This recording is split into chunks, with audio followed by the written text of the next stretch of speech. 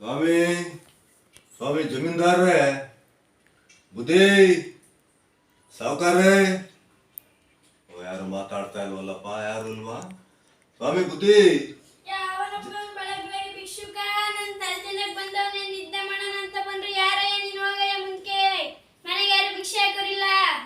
ಸ್ವಾಮಿ ಏನ್ ಭಿಕ್ಷುಕೆಲ್ಲ ಬನ್ನಿ ಸ್ವಾಮಿ, ನಾನೇನ್ ಭಿಕ್ಷೆ ಮಾಡಕ್ ಬಂದಿಲ್ಲ.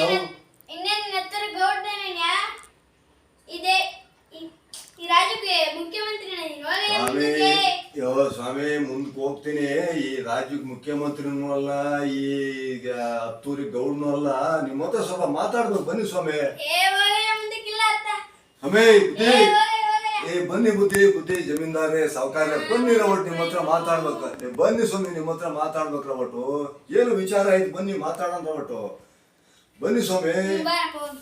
ಅಯ್ಯೋ ಸ್ವಾಮಿ, ನಾನು ಮುಖ್ಯಮಂತ್ರಿ ಇದು ಹತ್ತೂರು ಗೌಡ ಅಂತ ನಿಮ್ಗೆ ಹೇಳಿನ ಸ್ವಾಮಿ. ಏನೋ ನಿಮ್ಮ ಹತ್ರ ಒಂದು ವಿಚಾರ ಮಾತಾಡ್ಬೇಕಾಗಿತ್ತು, ಅದಕ್ಕೆ ಬಂದೆ ಸ್ವಾಮಿ.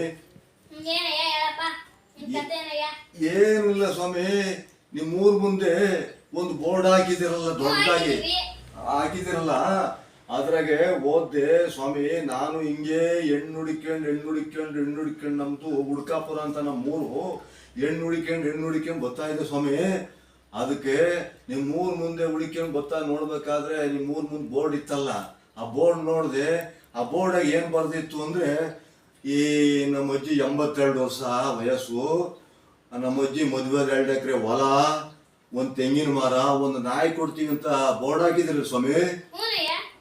ಅದಕ್ಕೆ ಬಂದೆ ಸ್ವಾಮಿ. ಅದ್ರ ವಿಚಾರ ಅದ್ರ ವಿಚಾರಕ್ಕೆ ಬಂದೆ ಸ್ವಾಮಿ. ಹೆಣ್ಣು ಕೇಳ್ಬೇಕು ಅಂತ ಬಂತು, ಇನ್ನೇನು ಅಲ್ರ, ಅದಕ್ಕೆ ಬಂದೆ ಸ್ವಾಮಿ. ಏನು ನನ್ನ ಕತೆ ಇನ್ನೇನು ಹೇಳ್ತೀರ ಸ್ವಾಮಿ. ಇದೇ ಹೆಣ್ಣು ನೋಡ್ಕೊಂಡು ಈಗಾಗಲೇ ಸುಮಾರು ನಾನು ವರ್ಷ ಹೆಣ್ಣು ಹುಡುಕಿ ಸುಸ್ತಾಗ್ಬಿಟ್ಟಿದ್ದೀನಿ ಸ್ವಾಮಿ. ಅದಕ್ಕೆ ಈ ಹುಡುಕೊಂಡು ನಾನು ಈ ಊರಿಗೆ ಬರ್ತಾ ಇದ್ದೆ ಸ್ವಾಮಿ.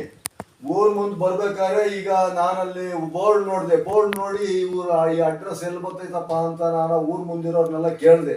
ಅವ್ರೇನ್ ಹೇಳಿದ್ರು ಅಂದ್ರೆ, ನೋಡಪ್ಪ ಸೀದಾ ಈ ರೋಡಾಗ ಹೊರಟೋಗು, ಆ ದೊಡ್ಡ ಮನೆ ಕಾಣ್ತದಲ್ಲ ಅಲ್ಲಿ, ಆ ಮನೆಗೆ ಹೋಗ್ಬಿಟ್ಟು ಇಲ್ಲಿ ಜಮೀನ್ದಾರರು ಮನೆ ಯಾವುದು ಅಂತ ಕೇಳು, ಎಲ್ಲ ಹೇಳ್ತಾರಪ್ಪ ಅಂದೆ. ಅಲ್ಲಿ ಬಂದೆ ಸ್ವಾಮಿ. ಯಾರೋ ಹೋಗ್ತಾ ಇದ್ರು, ಅಲ್ಲಿ ಇಲ್ಲಿ ಜಮೀನ್ದಾರರು ಮನೆ ಯಾವ್ದಾವ ಅಂತ ಕೇಳಿದೆ ಸ್ವಾಮಿ. ಅವ್ರು ಬಂದು ನಿಮ್ಮ ಮನೆ ತೋರಿಸಿ, ಅದಕ್ಕೆ ಏನು ಕೇಳಕ್ ಬಂದಿದ್ದೀನಿ ಸ್ವಾಮಿ. ಸ್ವಾಮಿ ನನ್ನ ಜಾತಿ ಕುಲ ವಂಶ, ನನ್ನ ಹೆಸರು, ನಾನು ಯಾವ ಊರು ಎಲ್ಲ ಹೇಳ್ತೀನಿ ಸ್ವಾಮಿ. ಹೇಳ್ದಲೇ ನೀವು ಹೆಣ್ಣು ಕೊಡಕ್ ಆಗ್ತದ ಸ್ವಾಮಿ? ನೋಡಿ ಸ್ವಾಮಿ, ನಮ್ಮೂರು ಬಂದು ಹುಡ್ಕಾಪುರ ಅಂತ, ಸರಿ ಸ್ವಾಮಿ.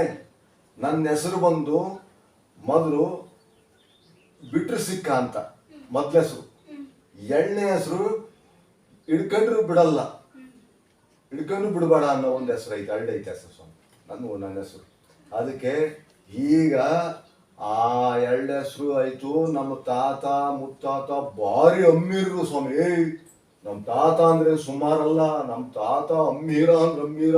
ಆ ಕಂಬಿಂದು ಪೇಟ ಏನು ಸ್ವಾಮಿ, ಆ ಕೋಟೇನು, ಆ ಶಲ್ಯ ಏನು, ಆ ಜರತಾರಿ ಪಂಚೆ ಏನು, ಆ ಕೆರ ಜಿರ್ರ ಸ್ವಾಮಿ. ಕೆರಗಳು ಅಂತ ಕೆರ ಹಾಕೊಂಡು ಊರ್ ಮುಂದೆ ನಮ್ಮ ತಾತ ಬಂದ್ಬಿಟ್ರೆ ಊರೆಲ್ಲ ಎದ್ದು ಬಿಟ್ಟು ಹಿಂಗೆ ಕೈ ಮುಕ್ಕೊಂಡು ನಿಂತ್ಕೊಂಡ್ಬಿಡ್ರ ಸ್ವಾಮಿ. ಅಂಥ ವಂಶ ನಾವು.